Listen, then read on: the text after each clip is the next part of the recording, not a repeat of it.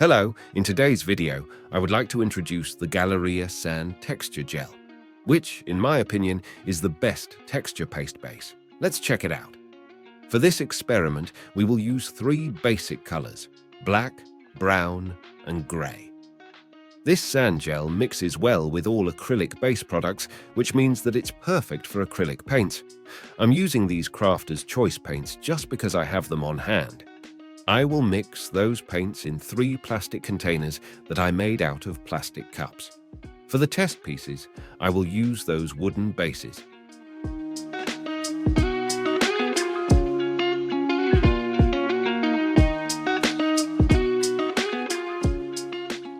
There is no exact recipe for mixing gel with paint. I always use just one rule. If my mix looks almost the same as paint, it's good to go. You may find it a little bit lighter, but that's fine. This gel dries transparent, but when it's wet, it's white, which may change the mix color.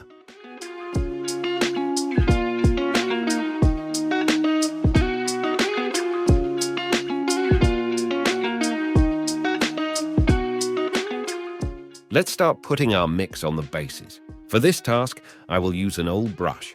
I didn't find that mix really harmful for the brushes. However, I always use old brushes for my bases.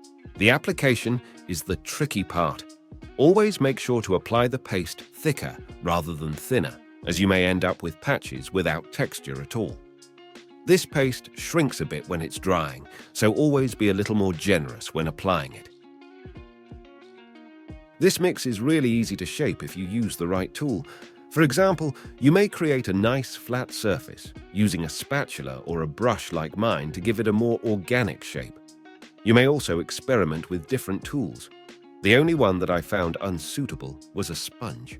It absorbs all the moisture from the mix, leaving it with just the texture of sand. When it's dry, it looks quite shiny. I will show you how to deal with it in a minute. The texture itself is really solid and visible, which makes it great for dry brushing. Mixing sand gel with paint may save you some time. However, you can also apply the gel on its own and paint it later. I have never tried that method yet, but I might do it in the future.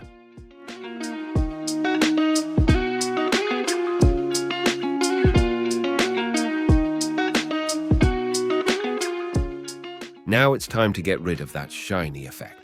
To do that, I will use Citadel washes, but you can use any washes or thin-down contrast paints.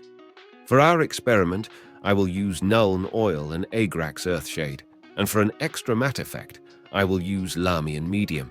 I'm splitting a grey base in half using 2 different washes to show you some different colour finishes. However, you may use completely different colours depending on the effect you want to achieve. So, for example, you may use some green to create a moss effect, or you can mix a few different shades to create your own unique finish.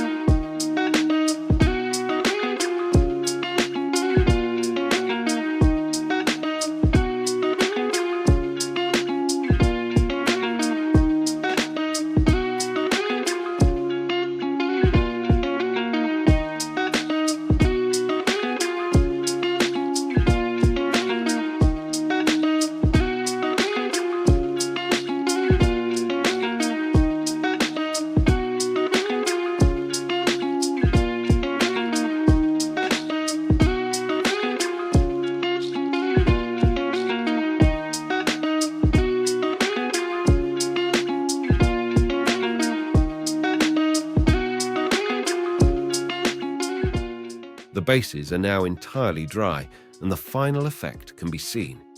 In my perspective, the glossy impact was greatly decreased to an acceptable level. The only visible difference is on the half of the black base, where I used a Lamian medium rather than a regular wash. The finish on that part of the base is more matte, and there are no noticeable light reflexes. Later in this video, I will show a direct comparison between bases before and after I used washes. Overall, I think that Galeria Sand Texture is a nice and relatively cheap alternative to buying loads of different texture pastes that can do only one job at a time. This material allows us to mix it with any color and use it for many different projects, and we don't waste our precious hobby dollars on texture pastes that we will use just once or twice, and later they will sit in our cupboard and collect the dust. I also discovered that we can adjust the density and add a variety of grain sizes to the texture of this gel, which I will demonstrate later in this video. Another big advantage of this product is its lifespan. Keep it in the jar or any other container that can be properly sealed so the air won't have access to it, and it will remain usable for weeks. I left those containers over the night, covering them just with cling film. As you can see, the gel is still perfectly fine to use. Now, it's time to show you how you can change the density and add a variety of grain sizes to the texture of this gel. It's really easy. The only thing you need to do is add some sand to it and mix it well. I prepared my sand before I used it by baking it in the oven. Baking your sand kills all bacteria and molds in the sand, making it a terrain-friendly material.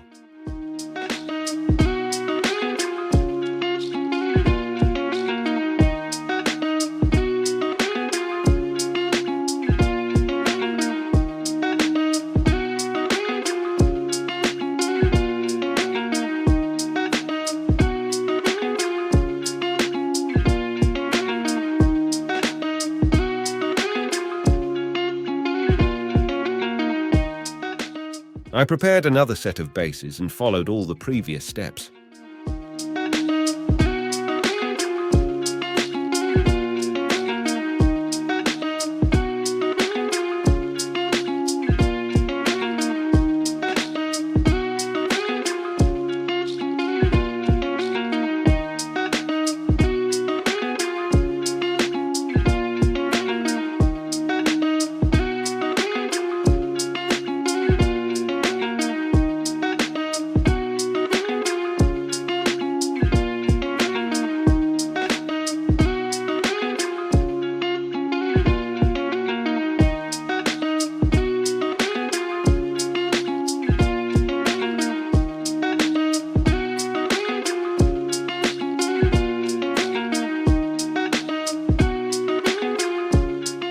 As I promised, there is a direct comparison between bases with washes at the top and bases without washes at the bottom. Now you can see how bright and shiny the bases are without washes. If you need wet ground in your project, you may find it useful, and you won't have to use any washes at all to achieve a desirable effect.